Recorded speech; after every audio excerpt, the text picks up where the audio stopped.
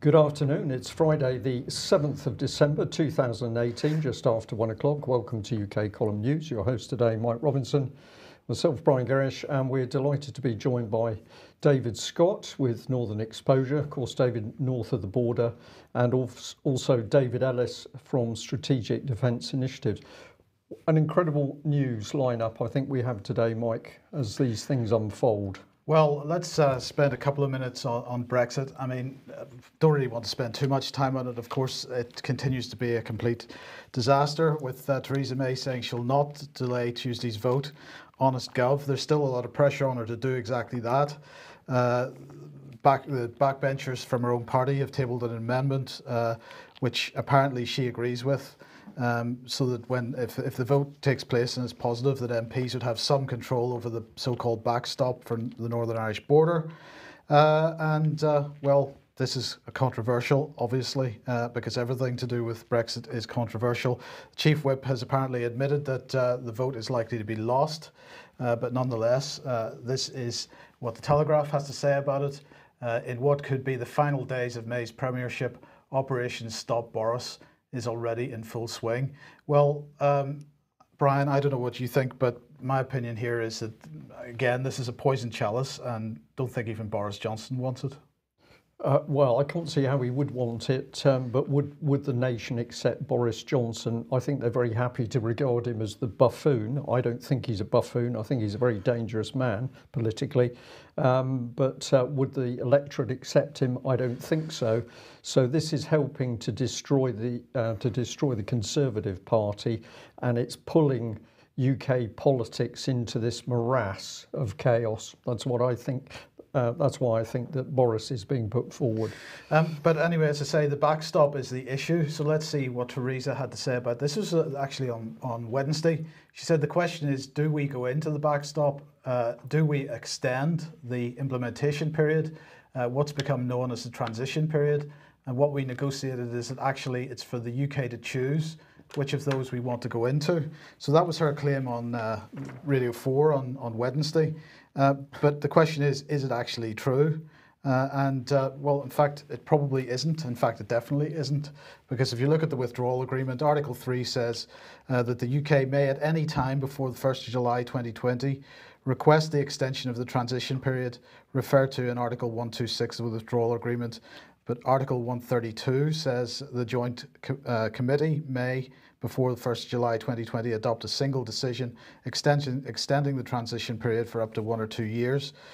So that's quite clear. Article 132 says it's the Joint Committee makes that decision, and that is a key word, joint, because that means UK and EU together. So she's clearly not quite correct in this suggestion that this is a UK decision. That's a very polite way of saying she's been being as devious as all the rest of the times, Mike. Yes. Anyway, let's move on to Integrity Initiative. Now, last Friday, we covered this in detail, and we mentioned the Gateside Mills issue and the fact that the Institute for Statecraft, the organisation behind Integrity Initiative, was using Gateside Mills as just about every address on every piece of official paperwork. And I mentioned that I'd asked the Scottish Charities Regulator for some comment on that. We've finally received that comment, and this is what they had to say. It is an offence under Section 26 of the Charities and Trustee Investment Scotland Act 2005 to knowingly provide any false or misleading information or explanation to OSCR. When we receive a concern about a charity, we deal with it in accordance with our inquiry policy. So let me bring David Scott onto the programme at this point. Welcome to the programme, David. I would say that probably what we need to do at this point is encourage people to offer the OSCR some concerns over the use of this address. Quite, because the whole point of having an address is that people can contact an office. There's something real, there's something physical, there's somewhere they can go, there's somewhere they can put mail, so they can communicate any concerns they have with the organisation or the charity. And of course, you can't do any of these things when it's an abandoned mill in Fife. And of course, you can't serve any legal documents. Well, this is very true. There's no one there to serve the documents upon. and no access. And yes, this is very significant. Okay, well, look, David, since you were on last week, you have now written this article, Integrity Initiative Follow the Money. And we do encourage everybody to read this and to share it as widely as possible. Just give us a brief summary of your key points here. Well, this was sparked by a question asked by Chris Williamson, and he's Labour MP for Derby. And he's asked all of the spending departments of the government whether they've given any money to the Integrity Initiative or to the Institute for Statecraft. Now, we're still waiting on the Cabinet Office response, and we're still waiting on the Ministry of Defence response. And all of the other departments, save one, said, no, we haven't given them any money. But the one was a beauty, and the one was the Foreign and Commonwealth Office. And they said that they'd given them £296,500 last financial year and £1,961,000 this financial year. But they went further. They said, essentially, that's chicken feed, because look what the Prime Minister said only a year ago. She said what the budget was. The budget, this is only for what's termed anti-Russian disinformation strategy, is £100 million over 5 years. So this is enormous. Absolutely. Now, but yes, sorry, go ahead. So this then went further, because we looked at that meeting that the Prime Minister attended and made these comments. It was the Eastern Partnership Summit, the 5th Eastern Partnership Summit.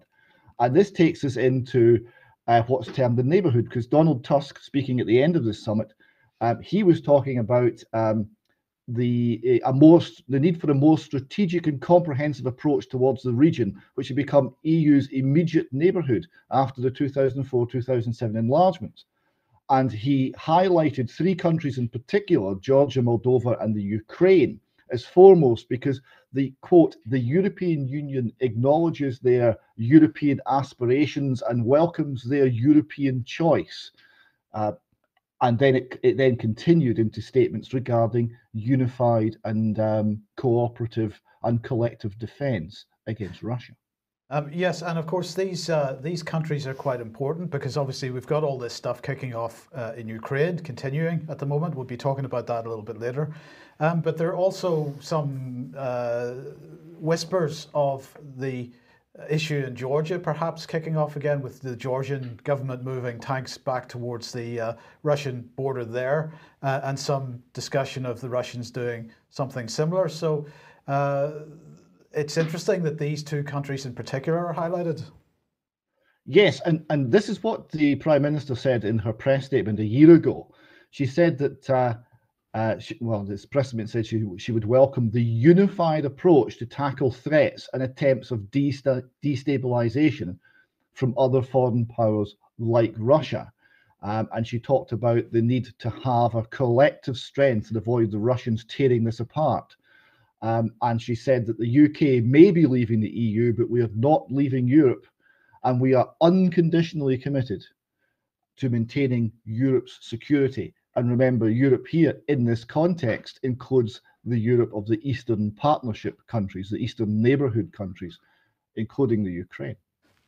So this leaves the situation pretty dangerous with regard to Russia, because if the EU is viewing Eastern Partnership neighbourhood countries, which are right up against the Russian borders, as part of the EU, or at least as partners with the EU, then that's got to be a problem for the Russian government. But it's astonishing, Mike. The easy way is just to turn it around in the other direction and say, just imagine that the Russians had decided to take an interest in the Orkney Islands or the Shetlands.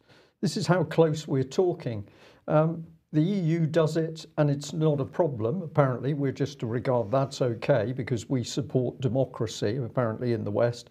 When the Russians react to having military forces brought right up on the borders, then they suddenly become the big bogeyman. But what I find most dangerous about this, Mike, is we now don't know who is actually making policy in UK. We don't know who's making defence and security policy. It's clearly not the Ministry of Defence. It's not civil servants. We've got people who have never been near the civil service selection process or any form of democratic process, apparently meeting in disused mills in Scotland to decide what policy is going to be in a military sense. Okay, it's cyber security in the main, but we're still talking about defence of the UK. Who are these people? What are their allegiances? Who's paying them? What are they connected with? We simply don't know. So it seems to me more and more that UK is not being run from Westminster by our elected government. We've got I'm going to say a cabal. Some of these people I believe are criminal, but that's for another day. But we've got a cabal running. Well, a couple of points there. Ministry of Defence. Well, of course, we highlighted on this programme a couple of months ago that certain aspects of Ministry of Defence and Foreign and Commonwealth Office are now operating as one unit. Yeah. So this is a pretty dangerous situation. But with regard to the EU Eastern Partnership, David, I made the point in my article in Integrity Initiative that we have come across a document which shows that the Eastern Partnership itself is receiving money from the Foreign and Commonwealth Office, and in fact it's receiving money from foreign aid budget from the Foreign and Commonwealth Office. So a key point here is that when people worry about how much money is being spent on the foreign aid budget, this is not about putting food in the mouths of starving Africans. This is about Britain's foreign policy and Britain extending soft power. And in fact, it could be argued that perhaps it goes a little bit beyond soft power because it depends where that money goes at the end of the day. Yes, the foreign aid budget is about taking resources from poor people in Britain and giving them very often to rich people in other countries for political ends, and increasingly political ends that are not even recognised or discussed in our parliament, right, or cabinet or anywhere else, but are emerging from the shadows. If it's possible, Mike, if you could bring that little map back onto the screen just briefly, it's really striking, because what you see here is the extent of the Eastern Partnership, and it's everything. It's all of the former Soviet states and Eastern European states that are not Russia and are not already in the EU. And we also have the southern neighborhood, and that includes very interesting places. That includes the Suez Canal zone, that includes Israel, that includes Syria, that includes Morocco. If you look into the some of the lead up to the First World War and what the hotspots were, there's quite a few there we've just mentioned. And you look at the whole thing and remember Turkey, there's moves already that we've discovered through this study. There's moves to bring Turkey into the EU as well. If you look at that map complete, that's an empire. Oh, that's the Roman Empire. Yes, it is the Roman Empire. Yeah. Yes. Yeah. Okay. Well, look, we'll just bring this on screen. You pushed this out yesterday, Brian, and it's a pretty good summary of the situation. Well, I tried to get it as simple as possible to tweet it out, right? But this is it. We're talking about 100 million. We're talking about 2 million. We're talking about £300,000 disappearing into organisations running from disused mills, and this is supposed to be. This is supposed to be Britain in 2018. Who are these people? But you notice in the middle up there, it's the Institute of Statecraft sets up Integrity Initiative, autumn 2015. That's out of your article, Mike, with the Free University of Brussels. Now, I had a little look at them yesterday and was intrigued to see that we find Institute for Statecraft names linking back into what was actually happening with the NATO summit in South Wales. So who are these players? Why have we now got a university in Brussels linked in to British defence and security? We need answers to this, and I'm going to say it's up to our viewers and listeners to get on the backs of their MPs and to start to ask the real questions as to what's going on here. But of course, it goes beyond British defence. It's European defence as well. And well, yesterday we were highlighting this situation on social media because Northwood headquarters, David Ellis has been talking about this quite a lot over the years. But we were making the point yesterday that part of Northwood, in fact, is described as multinational headquarters. for EU, specifically set up for EU-led military crisis management operations, and it includes a direct, secure communications link to Brussels. Now, the other thing that's on that screen at the moment is Skanska, £196 million PFI contract. Well, we'll come on to that in a second, but this is what the government document actually says. To meet the Chief of Defence Staff's directive to provide the core of an operational HQ and the core of a force HQ for European Union-led military crisis management operations, an MNHQ facility has been developed at Northwood. Now, part of our discussions yesterday, Brian, I asked you about these terms, operational HQ and force HQ, and we don't believe that these terms are some terms that were used in UK military pre-EU. So the force HQ in particular is an EU term. Yeah, I mean, I've got to be a little bit careful here, Mike, because obviously I was out of the Royal Navy in 1993, so we're talking quite some years ago from my experience, but I never heard of the term force, and I find it fascinating that it's now appeared here alongside the European Union. We talk in terms of the maritime headquarters, operational headquarters, but not force. I think that's a particularly interesting word. Well, it is, because if you look through any of the common defence and security policy documents, EU documents, force HQ, operational HQ, these terms are littered all the way through those documents. So this is a European term, in my opinion. But anyway, it goes on to say the facility is located in Building 410, in the same building as the Permanent Joint Headquarters, and part of it has already been activated to provide an operational HQ for command of the EU-led counter-piracy operation, Operation Atalanta. The whole facility provides essential infrastructure for multinational staff based around a Permanent Joint Headquarters nucleus, and is provided with a direct secure communications link into Brussels. So let me bring David Ellis into the programme at this point. David, welcome to the programme. What are your thoughts on this?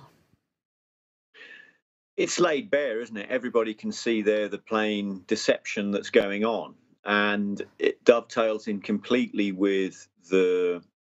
So this is obviously the government deceiving our own MPs, because at the time when this was going on, of course, under David Richards, when I was in Parliament lobbying to get some sense on what was happening with EU military unification, everybody was in total denial that nothing was happening, when clearly, obviously, it was.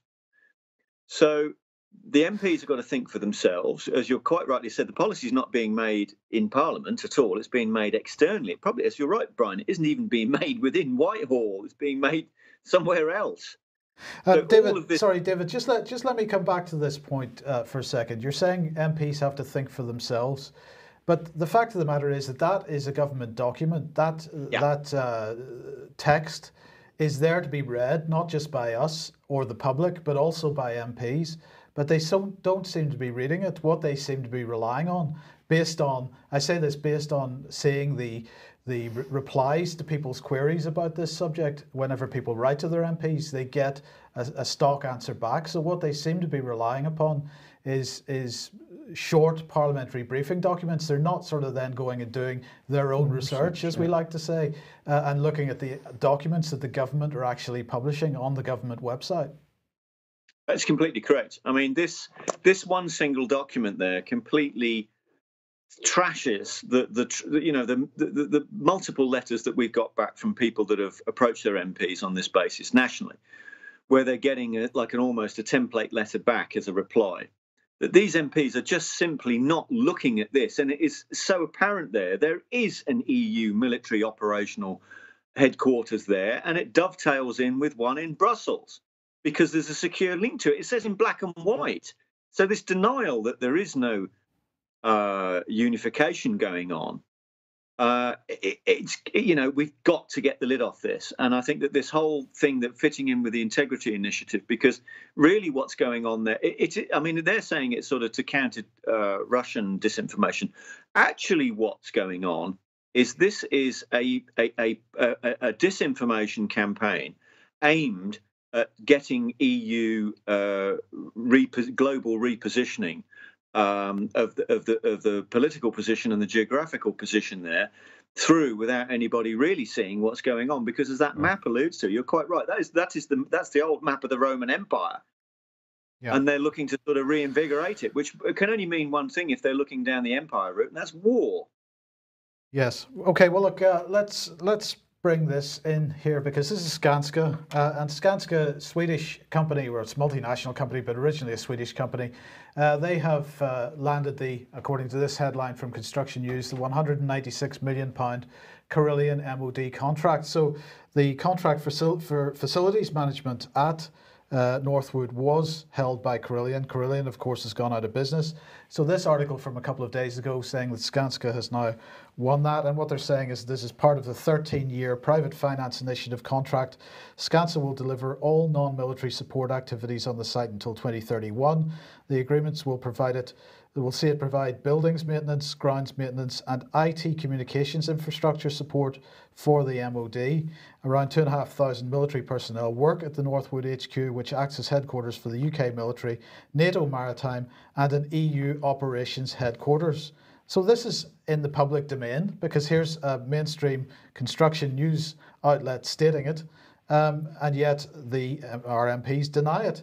But the thing that I found particularly interesting about that is that IT communications infrastructure for a Ministry of Defence establishment would be outsourced to a third-party company like Skanska. David? It's staggering. I mean, I've got to say, every day's a school day with this job, isn't it? What we're learning and uncovering. And this just really, really bears out Brian's comments. You think you're dealing with government, but you're not. You're dealing with something else. And this is the command and control centre for the British Navy and the British nuclear deterrent, and NATO, and the EU's military wing. So this is, that's the snapshot. This is what unification looks like. If anybody wanted to see in a quick 2 minutes, what does EU military unification look like? It looks like this. This is the picture. How on earth, somebody answer me, that you can have any kind of closed security here within this environment? Because there's so many different interests and so many different groups, so many different agendas. It's impossible. Surely, if there was enemy agents in there, they would know where our submarines were pretty quick. I just don't accept that this is anything like what people in the general public think. England expects every man to do their duty. Well, what on earth's going on here? Yeah. I'd only just have to reinforce that what's quite clear is that whereas, of course, anybody that was involved in the defence of UK was heavily vetted, their whole background and activities looked at in great detail to make sure that they were trustworthy and reliable and upstanding. We've now got such a spread that can't possibly happen. There is no way that the UK can be entirely sure that contractors brought in through that huge contract to Skanska, all those people have been properly vetted. So the minimum you can say is that you've got a gross weakening of the vetting procedure, and that, of course, is putting us at immense security risk. And the irony is this is just as the government would have us believe that the Russians are actually ramping up their ability to get inside our military domain. So this is farce. On one hand, what the government tells us about the defence situation versus what we see on the ground, two completely different things. And I'll show a bit more of that in a minute when we talk about discipline on nuclear submarines. Right.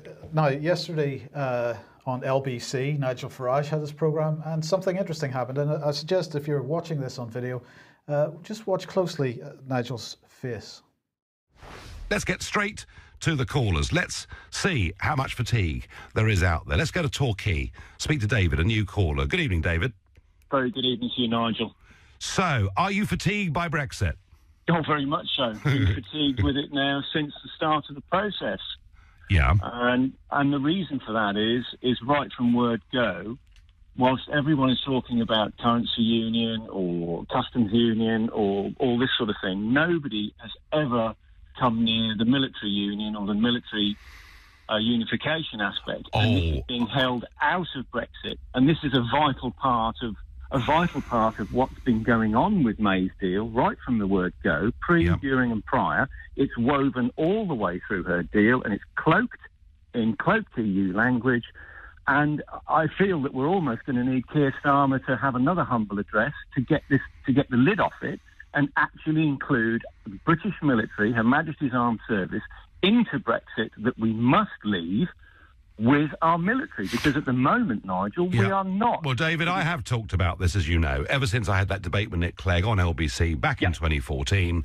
When he called me a dangerous fantasist because there'd never be a European army. And then we saw the other day, David, you may have seen the picture, 3rd Battalion Parachute Regiment. Correct. Yes. Well, it was my company that pushed that out into the public to get it leaked. Okay. Well, well done, you. The mainstream were not doing anything with it. Okay. But Well, the other thing we've discovered today is that at Royal Navy Nuclear Deterrent Headquarters in Northwood is an EU military crisis centre with a direct secure comms link back to Brussels. Now, all the while, David Cameron and May have been saying that they're going to veto the HQ. It already exists at Royal Navy HQ. Do you think, David, if there was a second referendum and the public became more aware of what the implications of a EU army are, that it would bolster the Brexiteer cause?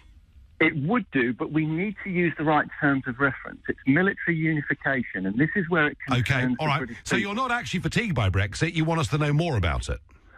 We need the detail, and the general public, if they wholeheartedly knew about military unification, David, they would support. David, I couldn't agree more. One of the reasons I flagged it. So, first point. He said that he has talked about it, but of course, Nigel Farage has talked about it in terms of EU army, David. And the key point you were trying to make there is you've got to use the correct terms of reference. And it seemed to me that as soon as you brought up the words military unification, he was speaking over the top of you absolutely immediately. He does not want this term used. That's how it looked to me. Well, he's saying that he's spoken about it. But what he's spoken about is EU army, and that's, as we've been saying, is a completely disingenuous term. So it's useless. It's not telling anyone anything.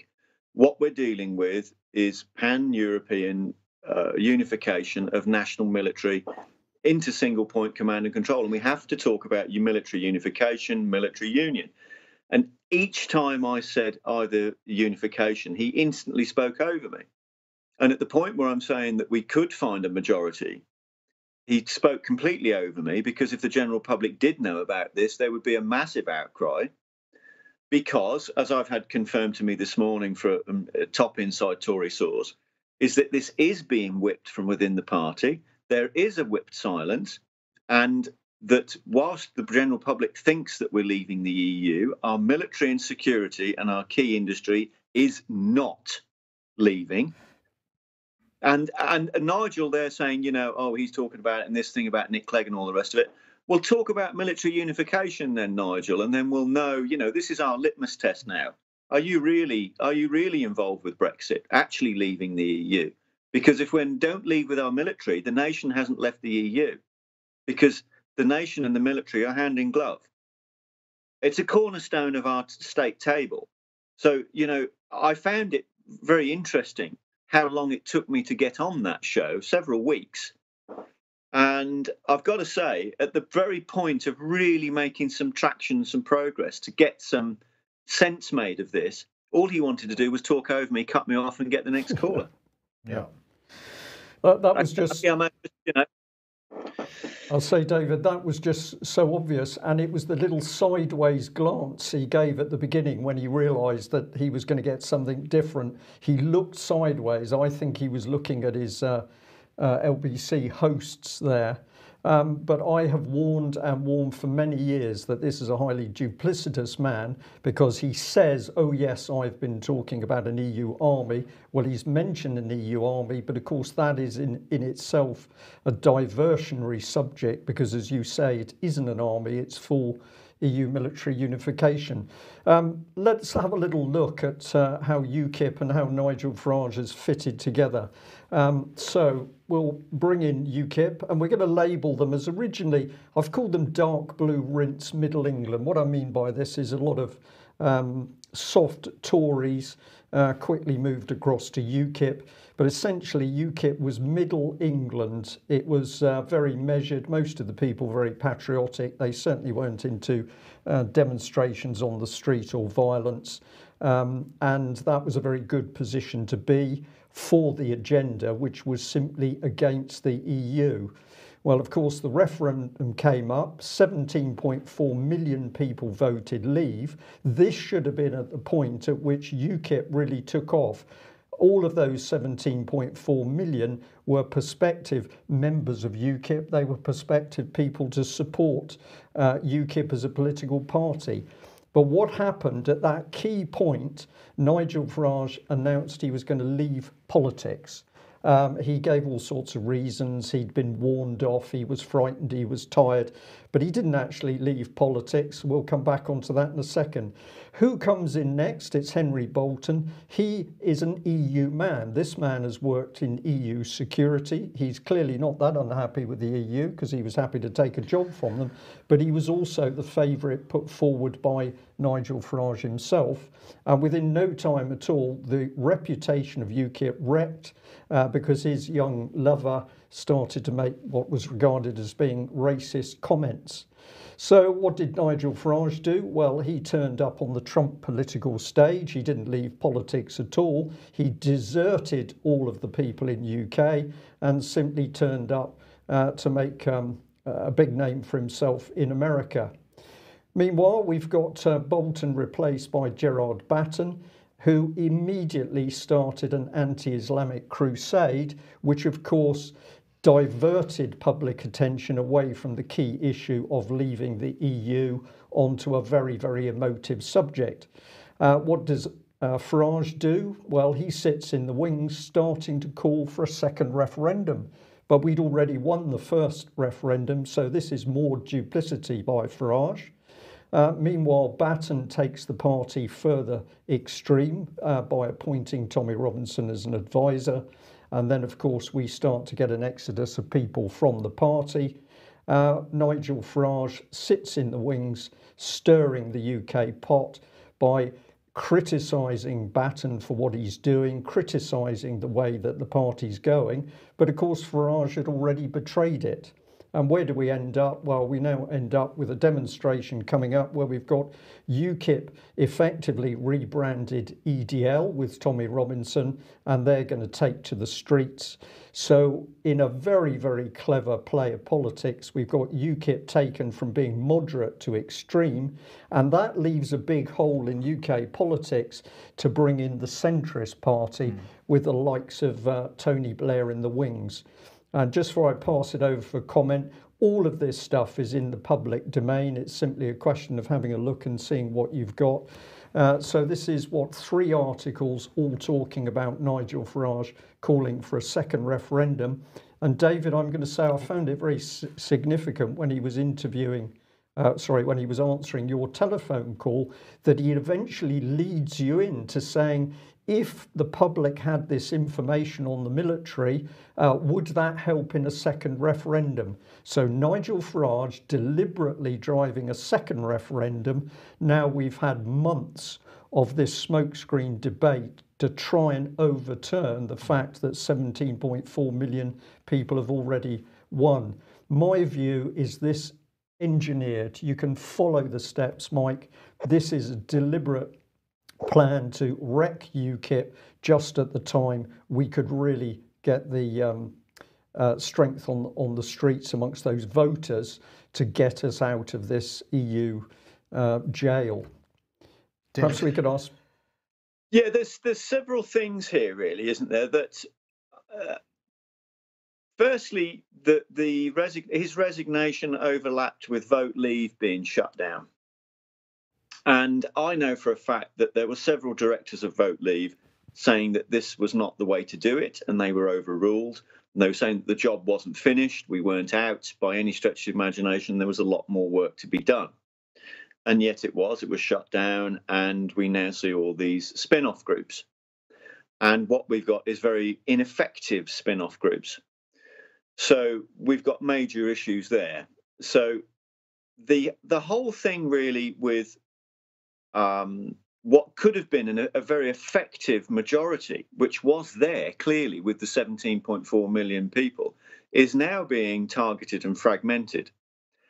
The job isn't done. We still haven't got consensus. We still haven't got the vital key of the jigsaw for this arrangement in the mainstream public arena, which is military unification, which is the big bit that's being held out, deliberately held out. And if that was put into there would be a majority, and we wouldn't be in this situation. Now, the angle that seems to be coming in is the second referendum. And this was mentioned at the Bolton conference when Isabel Oakeshott said, what do you think about a second referendum? And that's when Justin interceded with his question on military being taken over. And we have the revelation from David Davis. But the thread right there from Leave Means Leave was a second referendum. But the reality, of course, is it's going to be on a knife edge between a general election and a no confidence from within the Tory party. And so there's three things that could happen next week. But what in essence, I come back to what an admiral said to me at the time when he went in to vote Leave, right at that start of the period, is that the likelihood was it would be from then, obviously wind the clock back, it would be about a new leader. It was not really about leaving the EU because the defence wasn't included. It would be a new leader, a general election, and then they would kick it in the stingers. So the first two bits that admiral strategically forecast have come true. Now, this is the third stage, kicking it in the stingers, and that's what's happening. So we have to get the focus back. Yeah. Okay, well, I'm just going to bring this in very quickly, but of course, whilst all this is going on, Tommy Robinson is being given more and more power. And I want to highlight the fact that he has cynically stepped in to try and use child abuse as a subject to help his campaign. Melanie Shaw's been the main focus, and he's been doing this on the back of the fact that he's supported and financially funded by this extremely pro-Israel, pro-Zionist think tank, the Middle East Forum. Well, Farage, I'm going to say Farage hasn't ever spoken out about political charity common purpose, just as he will not speak out about EU military unification. But I find it very interesting that even if we look at Nigel Farage, we come into UKIP Friends of Israel, we're back into this massive power of the state of Israel, even behind UKIP. I can't explain exactly what's going on here, but as I always say, if we were seeing Iceland or Italy helping to form the British political arena, people would be asking questions, but not of Israel. So a lot more questions to be asked around Tommy Robinson and indeed UKIP on this basis. David Scott, what are your thoughts on that? Well, just a quick bit of news. Scottish MEP David Coburn, the only UKIP member for Scotland, he has also resigned from UKIP based on the links to what he's terming alt-right personalities, referring to Tommy Robinson. So you see, and I understand it's also affecting other parts of the UK as well. So there's a massive exodus from UKIP. And it seems to be in the process of either being destroyed or becoming something quite different. Okay, I'm just going to answer a point that's been made in the column. Somebody has said in response to us talking about Israel that I should have mentioned that there's a UKIP Friends of Palestine group as well. Well, of course, there are Friends of Palestine groups across the other political parties, but we know there's a huge difference in the amount of political and financial power that can be brought to UK politics by the Palestinians and that which can be brought in by the state of Israel. So I think we've got to be realistic about the power base that we're dealing with, and clearly the Palestinians are suffering as a result of that power base. They're not able to influence UK politics in the same way as Israel. Right, let's move on to DASA. This is the Defence and Security Accelerator, and its tasked, they say, the government says, to find and fund exploitable innovations to support UK defence and security quickly and efficiently, and to support UK prosperity. And this is a cross-government organisation launched in December 2016. under the Strategic Defence and Security Review. Now, we've mentioned it before. Why are we mentioning it now? Just because, this press release that they've issued today says that it brings together the private sector, academia and government organisations to co-create pioneering solutions to address defence and security challenges. They are not confined to working with science and technology. DASA also partners with behavioural and social sciences on better ways of working. So what's it done so far? In the first 2 years, it has run 26 innovation competitions. It assessed 1,461 proposals from creative companies and individuals, and it's invested £42.1 million in 278 projects. And this is what our friend, Secretary of State for War, Gavin Williamson, had to say. DASA is a shining example of how we are responding to the rapid pace of evolving technology. This excellent organisation harnesses ingenious innovation ideas from across the private sector and collaborates widely across academia, industry and the military. And this is the key point. And I just want to remind everybody what the head of MI6, Alex Younger, said in his speech that we were talking about on Wednesday.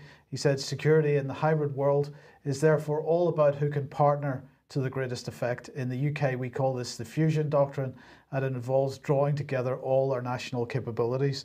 And this is the key point here. This is what this represents, this fusion doctrine. This is what we're saying, David Scott, with the Integrity Initiative, the fusion doctrine at work. Absolutely, yes. The Integrity Initiative is simply one part of a much bigger picture. It includes, as the Prime Minister's press release from 2017 revealed, it includes EU military unification, and it includes the fusion doctrine, which is joined up government to the ultimate degree, sharing of information and using every aspect of the nation, but using it in ways that you and I do not get to comment upon, decide upon, or even know about. Indeed. So, Brian, where does that take us? Well, I'm just going to bring this up on screen very quickly. This is an article which appeared over the weekend. I read it with, I think horror is the right expression. So we have a fight not between sailors from nuclear submarines, but between officers. And in the fight, which involved officers, I believe, from more than one submarine, Artful was one, can't remember the other one's name, but a female officer had her jaw broken, or it was suspected that she had her jaw broken. This is outright breakdown of discipline. What was going on board the submarine to foment this fight? Well, who knows, sexual favours, drugs, whatever. But the minimum you can say is this represents absolute breakdown of discipline on one, maybe two of Britain's nuclear submarines. And of course, this has all come in on the policy that has been unleashed on the Navy by the government to decimate it for EU military unification. So numbers of the units have cut. That's caused huge stress by people who've still got to cover the roles. We've got boats that are undermanned. We've got a lack of spares. We've got breakdowns. We've got a loss of the senior engineers. And on top of that, we've got this vicious diversity and sexual equality policy, which is now coming home to roost. We are seeing the same sort of breakdown, of course, in the US Navy, collisions occurring as a result of this sort of thing. This is not accidental. This is political policy to ensure that our military can't act alone under a sovereign nation's control. So I'll leave it there. Have a look at the article yourself, but absolutely shocking report. I think we're just about out of time. Okay. David Scott, perhaps you might like a couple of words. We've been heavily focused on other matters, so. Well, just one thing before we finish. One of my friends on Twitter recommended a few books. One of them is this, the autobiography of Alex Douglas Hume. Critically, it's described, its title is The Way the Wind Blows. Now, what this shows is the nature of conservative policy post-war, and it was very much finding an accommodation with the general way the wind blows, the way the wind was then blowing. What it wasn't based on was any strong conviction. It wasn't based on any far-sighted vision. It wasn't based on any clear understanding of what it was to be British, other than a kind of continual compromise with with events. And the giving away of sovereignty to the EU was done simply as the next thing to do, the next bit of business. There was no appreciation for the nature of what that organisation would become. And there was no appreciation for the fact that the British people are made of stronger stuff. So what I've concluded from reading that is that represented the world which I remember, post-war, post-empire, through industrial decline. And I wonder whether the British are now starting to find out again what it is to be British and value that all over again. Yeah. David, thank you very much for that. We had other subjects to discuss. We'll try and bring those into our news next week, but thank you both very much for joining us. That's it for today's UK Column News. We'll ask our viewers and listeners, as always, not just to take on board what we've said, but to research it. And if you agree with the analysis that we're producing, then get on to those MPs, get on to your local councillors, start asking the key questions of just who is running Britain in 2018 and why Theresa May is lying to the nation over Brexit. That's it. Thanks very much. Bye-bye.